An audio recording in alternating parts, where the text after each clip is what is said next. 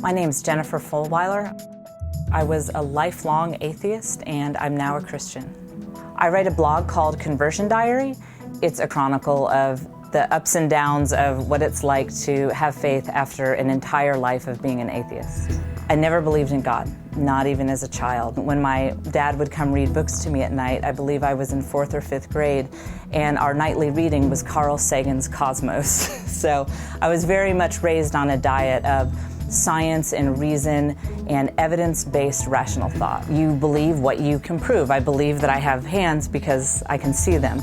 I believe in a black hole, even though I've never seen one, but science can tell us about the way matter moves around it that we can observe.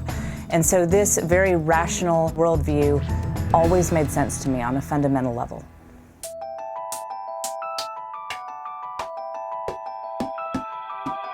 Before I got to the point that I could really start researching faith with an open mind, something had to happen. And for me, that occurred after my first child was born. I looked down and thought, what is this baby? And I thought, well, from a pure atheist materialist perspective, he is a collection of randomly evolved chemical reactions. And I realized if that's true, that all the love that I feel for him, that it's all nothing more than chemical reactions in our brains. And I looked down at him and I realized that's not true. It's not the truth. I didn't know where to go from there, but that's what prompted me to start researching topics of spirituality. I got my books about Buddhism and about every religion except for Christianity, basically. I assumed that anything could be true except for Christianity. And my husband, who considered himself a non-practicing Christian, said, you might want to start with the one major world religion whose founder claimed to be God. After all, that's a really easy claim to disprove if it's not true. And I thought, well, that's a fair point. I was such a through and through atheist that I have to admit I was ignorant of all these great Christian thinkers. What about Thomas Aquinas? What about Augustine? What about Descartes? I mean, all of these great thinkers throughout history were not only theists, but Christians. And I was really surprised when I actually found these very intellectually rigorous books where people talked about their faith from a place of reason and not a place of emotion. And when I looked at evidence like that on the whole, I started to think something explosive, something world-changing happened in first century Palestine. You have this guy named Jesus who comes from a lower class region, gains a bunch of lower class followers, and ends up being executed by the Romans.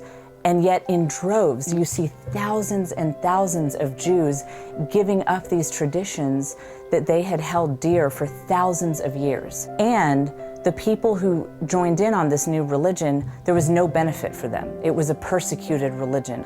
People who joined this religion didn't tend to work out too well. They tended to lose social status and often face death. But I wasn't yet convinced and ready to become a Christian. And so I started a blog. I just threw out every hard question I could think of. I just put it all out there on the blog. And as I would watch the atheists and the Christians go back and forth and debate, I realized we atheists, we don't have the lock on reason that I thought we did. But what I saw with the Christians was they had that too. They had all the knowledge of science and material world that we atheists did, but yet they had the total picture of the human experience of love and triumph and hope, and they could articulate that in a way that the atheists couldn't.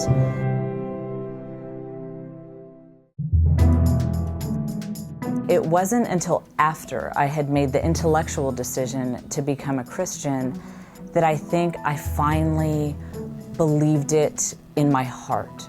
When I set my pride aside and said, okay, I feel like I'm talking to myself, but Jesus, I want a relationship with you. I want to know you, even though I don't know how to go about doing that.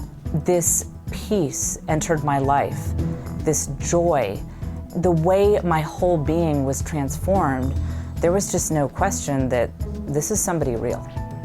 I think that not only am I more alive now that I'm a Christian, but I'm so much more intellectually alive. Finally, nothing is off limits. I can ask questions about science, but I can also ask questions about the spiritual world, and I'm free to really seek the truth.